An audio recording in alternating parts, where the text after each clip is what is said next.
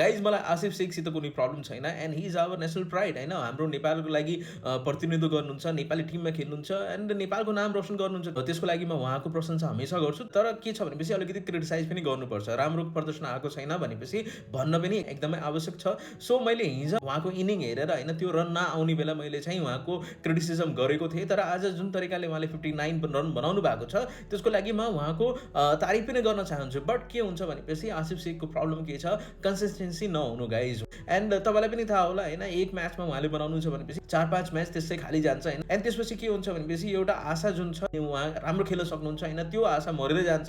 Otherwise he is a very good player, technically राम्रो हुनुहुन्छ, एकदमै साउन्ड प्लेयर हुनुहुन्छ, कन्सिस्टेन्सी चाहिँ हुनु पर्यो क्या। यो जुन तरिकाले आज उहाँ खेल्नुभयो त्यस्तै म्याचहरूमा लगातार म्याचहरूमा त्यस्तै रन आउनु पर्यो। राम्रो खेले पनि टिममा हुने, नराम्रो खेले पनि टिममै हुनुपर्छ भन्ने छैन जस्तो लाग्छ मलाई गाइज। एन्ड तपाईँलाई मेरो कुरा कस्तो लाग्यो कमेन्ट गरेर अवश्य भनिदिनु होला।